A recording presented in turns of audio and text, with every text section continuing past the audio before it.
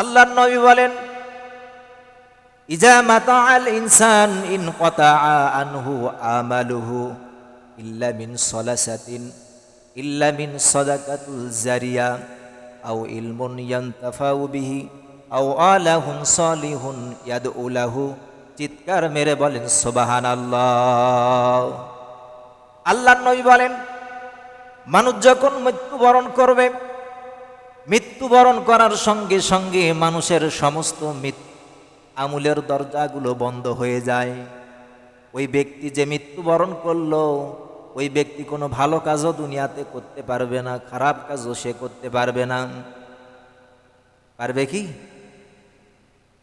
তাকে যদি সুযোগও দেওয়া হয়, আল্লাহ রাব্বুল আলামিন যদি তাকে ফেরেশতার মাধ্যমে কবরের ভেতরে বলা হয়, তোমাকে জীবন দান করা হলো, তুমি আজকে কোরআন তোমার সামনে দেওয়া হলো, কোরআন তেলাওয়াত করো কিয়ামত পর্যন্ত। সে যদি কবরের ভেতরেও যদি বসে বসে কোরআন তেলাওয়াত করে, কচ্ছিন কালেও একটা নেকি তার আমুলে যোগ হবে না। সমস্ত আমুলের দরজাগুলো বন্ধ হয়ে যায়, কোনো খারাপ কাজ করতে পারবে না, কোনো ভালো কাজ করতে পারবে না।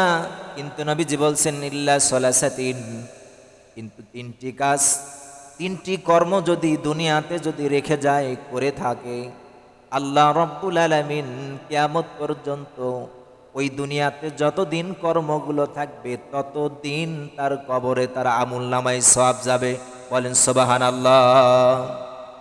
এই আয়াতের এই অংশটুকু ওয়া আসারাহুম, এটার ব্যাখ্যা মুফাসসির কেরাম বলতেছেন এই হাদিসটা দিয়ে, যে মানুষেরা মরে যাবার পরেও যে কর্মগুলো দুনিয়াতে করবে, দুনিয়াতে অসৎ কাজ করেছে, অন্যায় কাজ করেছে, অন্যায় কাজের আঞ্জাম দিয়েছে, সহযোগিতা করেছে, যার ফলশ্রুতিতে সমাজে দেশে একটা অন্যায়ের কাজ জারি হয়ে গেছে। এই মানুষটা যখন মৃত্যুবরণ করবে, মৃত্যুবরণ করার সঙ্গে সঙ্গে তার আমুলের দরজাগুলো বন্ধ হলেও দুনিয়াতে বেঁচে থাকাকালীন যদি ক্লাব ঘর তৈরি করে, কোনো ড্যান্সের মঞ্চ তৈরি করে, কোনো অন্যায় কাজ করে, এই কাজগুলো যতদিন দুনিয়াতে থাকবে ততদিন তার কবরে গুনাহ চলে যাবে।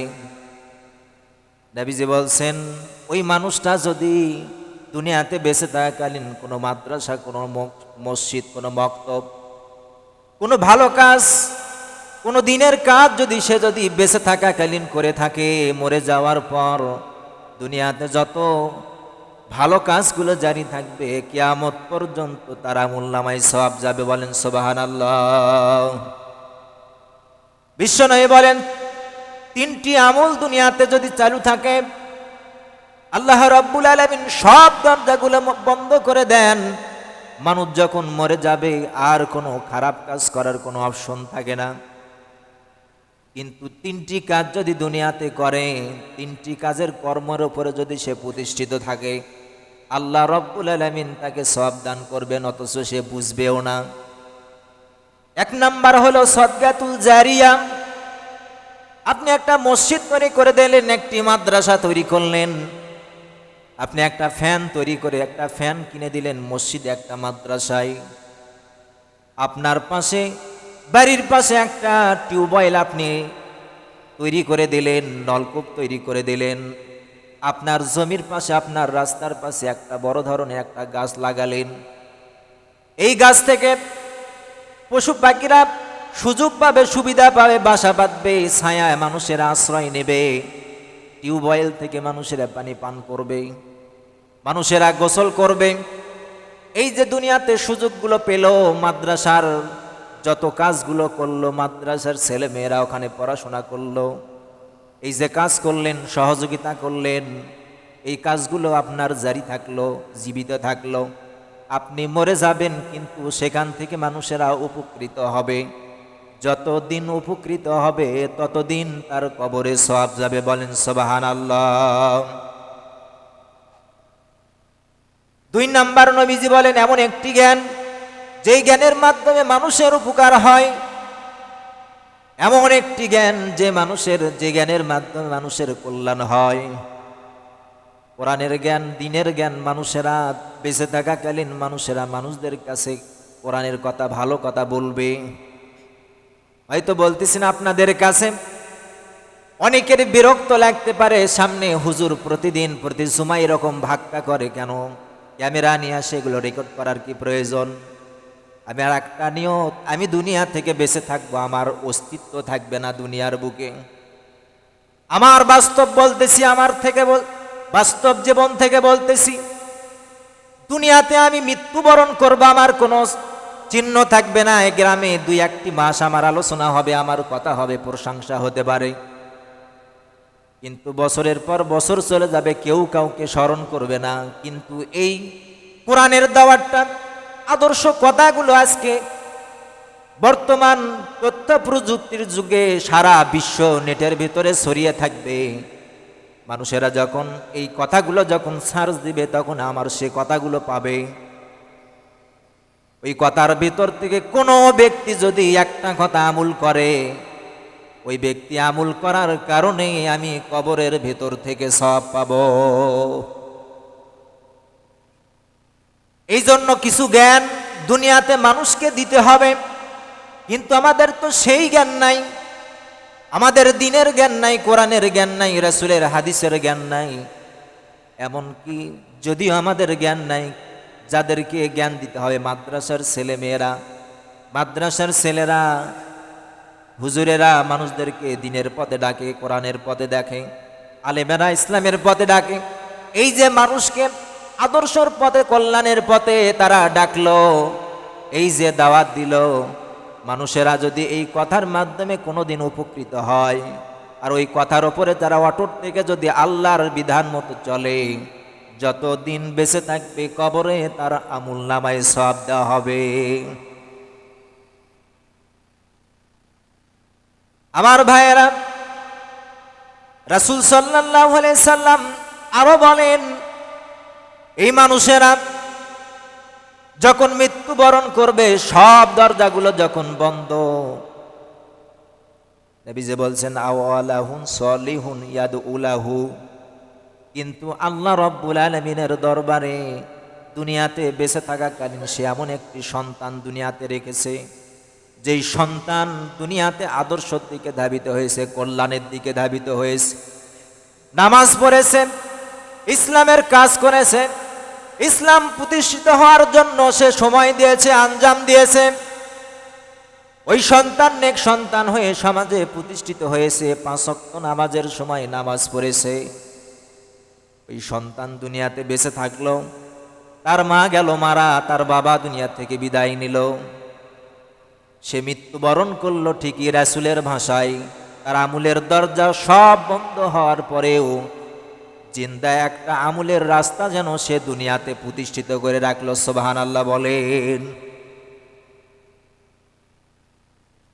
নেক সন্তান এমন একটা গুরুত্বপূর্ণ সম্পদ, এমন হীরার টুকরা, দুনিয়াতে আপনি যদি নেক সন্তান দুনিয়াতে রেখে যেতে পারেন, ওই সন্তান যখন আল্লাহর ইবাদতের জন্য মশগুল হবে, মসজিদে ধাবিত হবে, ভালো কাজে যাবে, ইসলামের পথে যখন যাবে, যত নেক কাজ করবে সম পরিমাণ সওয়াব আল্লাহ রব্বুল আলামিন তার পিতামাতার কবরে দান করবেন। সুবহানাল্লাহ।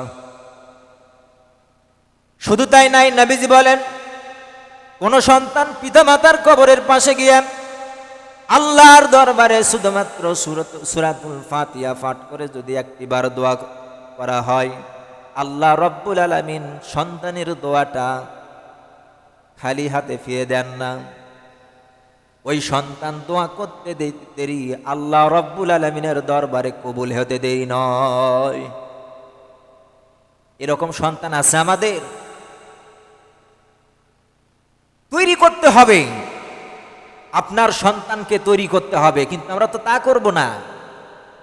সন্তানকে দ্বীনের শিক্ষা আপনাকে দিতে হবে, কোরআনের শিক্ষা দিতে হবে। সে জেনারেলে পড়ুক আর মাদ্রাসায় পড়ুক আর হাই স্কুল পড়ুক আর ইউনিভার্সিটি পড়ুক, যেখানে পড়ুক না কেন, তার ভিতরে যদি আপনি আল্লাহর ভয় সৃষ্টি করে দিতে পারেন, দ্বীনের পথে তাকে যদি প্রতিষ্ঠিত করতে পারেন, ওই সন্তান দুনিয়াতে বেঁচে থাকবে, শুধু দুনিয়াতে সন্তান নয়, সেটা যেন জীবিত একটা আমলের রাস্তা জারি থাকলো। কিন্তু আজকে লক্ষ্য করে দেখা যায় সন্তানগুলোকে বিভিন্ন জায়গায় কোরআনের বালাই তার ভিতরে নাই। সন্তান ছোট্টবেলায় তার কানে তার মুখে আলোচনা থাকবে কোরআনের, কোরআন শিক্ষা পড়তে পারবে, কোরআন পড়বে, ইসলাম বুঝবে, ইসলামী ইতিহাস জানবে, পিতামাতার জন্য দোয়া করবে। কিন্তু লক্ষ্য করে দেখা যায় দুঃখজনক হলেও সত্যি, বাবা মারা গেছে, সন্তান জানাজা করতে পারে না। মা মারা গেছে, সন্তান জানাজা করতে পারে না। অথচ ওখানে হক ছিল, মা মারা গেছে, বাবা মারা গেছে, জানাজায় দাঁড়িয়ে পিতামাতার জন্য দোয়া করবে। এরকম সন্তান গ্রামের ভিতরে 10টা সন্তান খুঁজে পাওয়া বড় কঠিন, কি বলেন? এই জন্য অবশ্যই আপনাকে দুনিয়া থেকে মরে যাওয়ার পরেও যদি আপনি সওয়াব পেতে চান, অবশ্যই আপনাকে এই 3টি কাজ করতে হবে। 1 নম্বরে সাদকাতুল জারিয়ার কাজ করতে হবে। 2 নাম্বার মানুষদেরকে কোরআনের জ্ঞান, ইসলামের জ্ঞান আপনাকে যতটুকু জানেন আপনি মানুষের ভেতরে প্রচার করতে হবে। কিন্তু আমাদের ধারণা এটাই, আমরা মনে করি এগুলো শুধু হুজুরেরাই বলবে, কি বলেন? আসলে কি তাই? আল্লাহর রাসূল বলেন, বাল্লিগু আন্নি ওয়ালাউ আয়াত। কোন ব্যক্তির ভেতরে যদি একটি আয়াত সমতুল্য জ্ঞান থাকে, ওই ব্যক্তির দায়িত্ব হলো এই জ্ঞানটা অপরের কাছে পৌঁছে দেওয়া। এই জ্ঞানটা পৌঁছে দেওয়া, এই যে আপনি পৌঁছালেন, আপনার যতটুকু জ্ঞান আছে, একটা দোকানের সামনে বসলেন, ভালো আলোচনা করেন, ইসলামের কথা বলেন, মানুষদেরকে দাওয়াত দেন, কিন্তু এটা তো ওখানে হয় না। 5 জন মানুষ একটা জায়গায় একত্রিত হলে গ্রামের ভেতরে কে কি করছে এটার অপবাদ, এটার গীবত, এটার সকলঘুরি ওখানে হয়, ঠিক কিনা বলুন? অথচ রাসূল বলছেন, বাল্লিগু আন্নি ওয়ালাউ আয়া। একটা আয়াত যদি তোমার ভিতরে থাকে, এই একটা আয়াত সমপরিমাণ কথা মানুষের ভিতরে তুমি প্রচার করে দাও। এই যে আপনি কথাগুলো বললেন, এই কথা বলার কারণে ওই ব্যক্তি যদি সত্যি সত্যি ইসলামের দিকে ফিরে আসতে পারে, আশা করা যায় যতদিন ওই ব্যক্তি বেঁচে থাকবে ততদিন আপনার কবরে সওয়াব যাবে। কিন্তু আমরা তো এগুলো করতে পারি না। আমরা যত গীবত, যত সকলঘুরি, যত অন্যায়। সন্তান নেক সন্তান তৈরি করার চেষ্টা করেন, সন্তানকে ইঞ্জিনিয়ার বানান, প্রয়োজন বর্তমানে ইঞ্জিনিয়ারের দরকার, বর্তমানে আদর্শ একজন ম্যাজিস্ট্রেটের প্রয়োজন, বর্তমানে একজন ডিসির প্রয়োজন, বর্তমানে একজন ভালো ধরনের একটা ডাক্তারের প্রয়োজন, বর্তমানে একজন বিজ্ঞানীর প্রয়োজন। আপনাকে বলতেছি না আপনার সন্তানকে শুধুমাত্র মাদ্রাসায় পড়ায়া আরগুলো কোনো কিছু শিক্ষা দেওয়ার দরকার নাই, এটাই আপনাকে বলতেছি না। বরং কোরআনের জ্ঞান তার ভিতরে ঢুকায়া দিয়া দুনিয়ার যত ভালো কাজ হয় এরকম শিক্ষা তার ভিতরে দিয়ে দেন, যেন আল্লাহর দুনিয়াতে চলাফেরা করবে, যে কাজ করবে না কেন, ডাক্তারি করবে, ইঞ্জিনিয়ারিং করবে, যেই কাজ করুক না কেন, সর্বপ্রথম তার ভিত্তিটা খোদা ভীতি তার ভিতরে পয়দা হবে। যেই সেক্টরে যাবে ওই বান্দা, ওই সন্তান আল্লাহর ইবাদতের মাধ্যমে তার কাজগুলো, কর্মগুলো সম্পাদন করবে। কিন্তু আমরা তো তা করি না। সন্তানকে যদি বলা হয়, এখানে যদি বলা হয় সূরা ফাতিহা পড়েন, সহির কথা পরে বললাম, স্পষ্ট করে বলার মতন হিম্মত কারো নাই, বেশিরভাগেরই নাই। অথচ লক্ষ্য করে দেখা যায় ফেসবুক আর ইউটিউব যদি আপনি খুঁজেন, যত মাসলা মাসাইল বর্তমানে শুরু হয়ে গেছে, সব চাইতে যারা সূরা ফাতিহা পর্যন্ত ঠিক মতো পড়তে পারেন তারাও মাসলা শোনায়। কথা বলেন ঠিক কিনা? অথচ সূরা ফাতিহা পড়তে পারে না। সব বাদ দেন, দুনিয়ার পিছনে যখন আপনি সময় দিবেন, অবশ্যই মাথাকে আপনাকে পরকালের দিকে, মন মগজটাকে আপনার অটুট রেখে আপনার দুনিয়ার কাজগুলো করতে হবে। এই 3টি কাজ যদি আপনি করতে পারেন, আশা করা যায় আপনি দুনিয়ার ভিতরে সবচেয়ে সফল কাম।